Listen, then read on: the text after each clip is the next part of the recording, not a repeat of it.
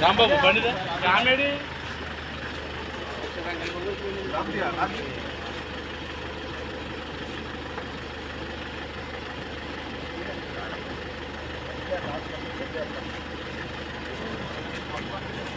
శ్రీను నువ్వెక్కే నువ్వె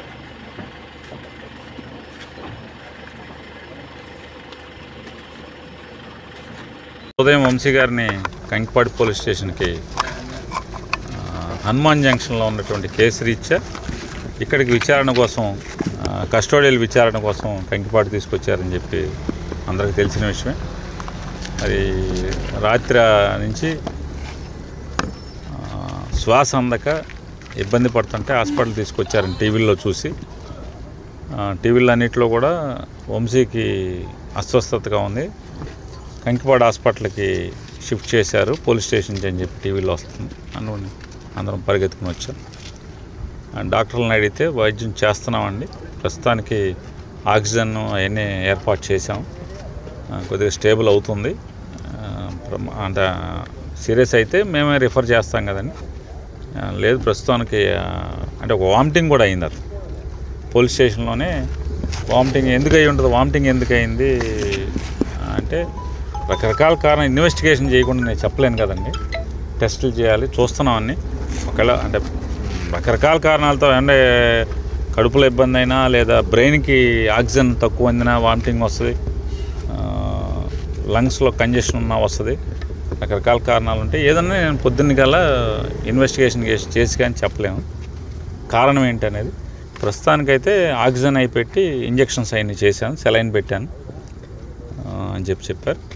దాని మీద కొంచెం కుదుట పడిందని చెప్పని అంటే పోలీసు వారు కూడా సార్ ఆయన కస్టడీలో ఉన్నారు కాబట్టి మీరు బయటే ఉండాలి కాబట్టి అంటే సార్ పొద్దునే వద్దామని చెప్పని అందరం, ఆయన శ్రీమతి గారు కూడా ఇప్పుడు వెళ్ళారు, పొద్దున్నే మళ్ళీ వచ్చి ఎలా ఉంటుంది అనేది చూసుకుంటారని చెప్పని. ప్రస్తుతానికైతే స్టేబుల్గా ఉందని చెప్పి డాక్టర్ గారు చెప్పారు. వంశీని కూడా దూరం నుంచి చూస్తే కిటికీలో చూస్తే ఆక్సిజన్ అవన్నీ పెట్టి ఉన్నాయి, సెలైన్ వెళ్తుంది,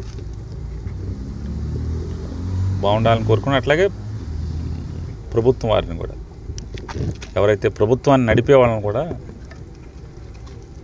కక్ష ఉంటే సంవత్సరం జైల్లో వేసుకోవాలి, కానీ మనిషిని తుదముట్టించేయడానికి లేదా మనిషిని చంపి తద్వారా ఆనందం పొందుదామని కనుక పైశాచిక ఆనందం పొందుదాం అనుకుంటే ఇంతకన్నా మీ ప్రభుత్వం లేదా ప్రభుత్వాన్ని నడిపేవాళ్ళు మీకే నష్టం, మీరే దిగజారుతున్నారు అనేది ప్రజల దృష్టిలో కూడా చూసుకోండి.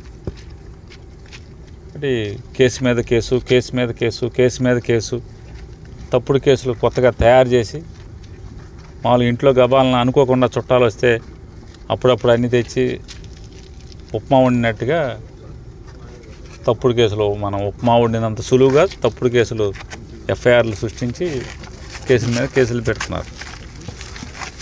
కానీ ఆరోగ్యం బాగోనప్పుడు ఏ హాస్పిటల్కి వెళ్తే హాస్పిటల్లో బాగోపోయినా కూడా బాగుందని రాయించటం,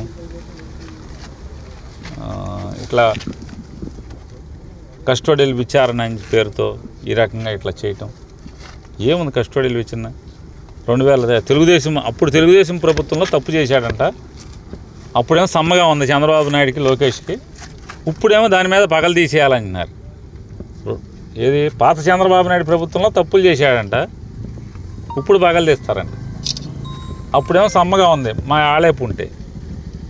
ఇట్లాంటివన్నీ తప్పుడు కేసులతో విచారణ చేసి ఇది ప్రజలు హర్షించరు. ప్రజలు మంచిగా పరిపాలించండి రా బాబా అంటే వేసిన ఓటు ఎంతమంది వేల మంది వైఎస్ఆర్ కాంగ్రెస్ పార్టీ కార్యకర్తలను కొట్టడం, నడవలేకుండా చేయటం.